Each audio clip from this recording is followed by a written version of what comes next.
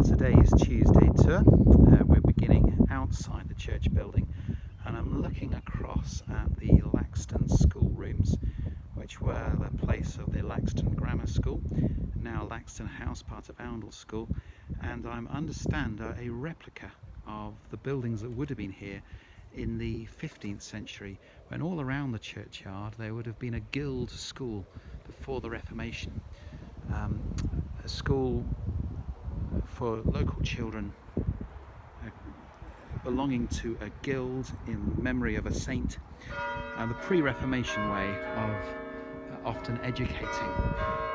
And here we're looking at the last bit of St Peter's Church main structure to be added, which is the south porch, which was added in about 1485 by Robert Wyatt and his wife Joan. They paid for it, this new grand entrance for the church.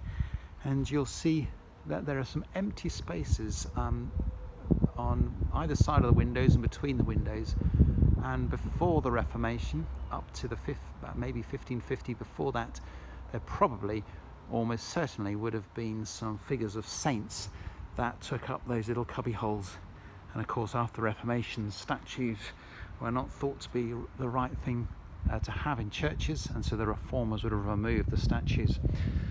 So as we come into church, we enter into the south porch, coming towards the automatic glass doors, which are fixed open just at the moment because of the pandemic, to stop people having to touch them.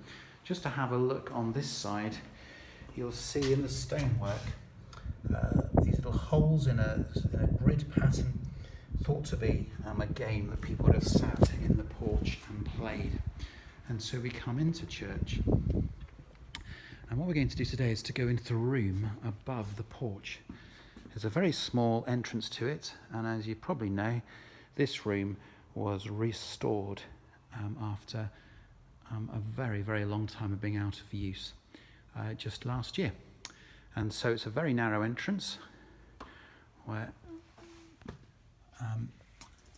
enter through here, and you can see how narrow it is when you go up the steps. There's a rope to hold on to as we come up, and we come into this lovely room. Now, until last year,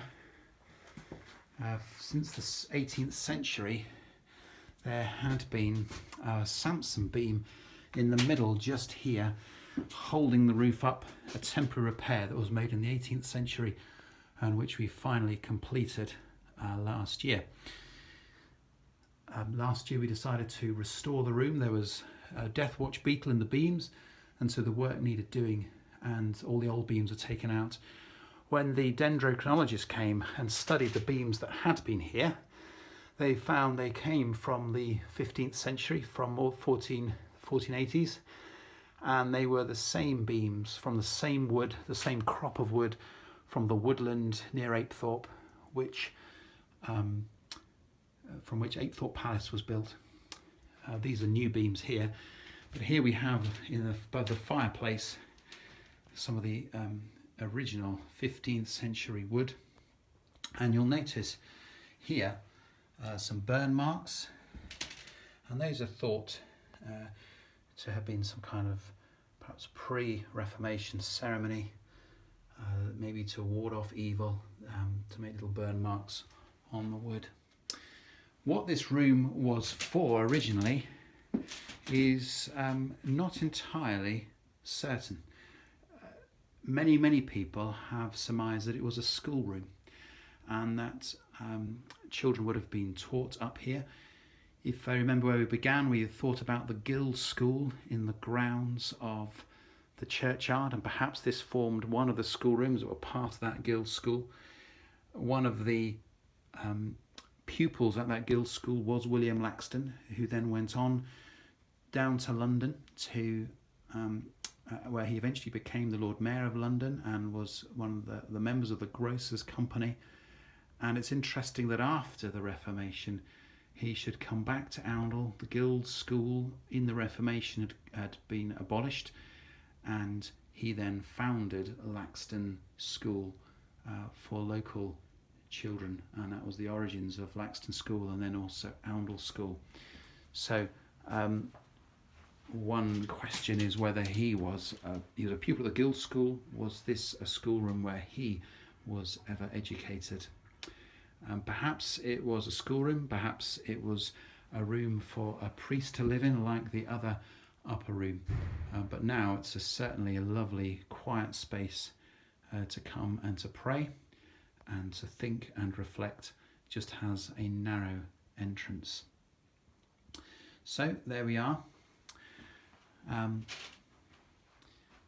One thing we can reflect on, that we don't need to have ceremonies to put burn marks on the beams of fireplaces, that actually this is a place of prayer, and wherever we are, we can always be in God's presence, and he is close to us, always, ever a prayer away.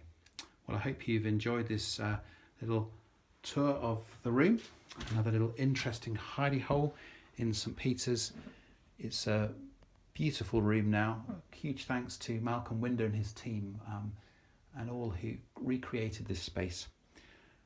It's a lovely space to be quiet and to pray. See you next Tuesday for the next instalment in our Tuesday tours.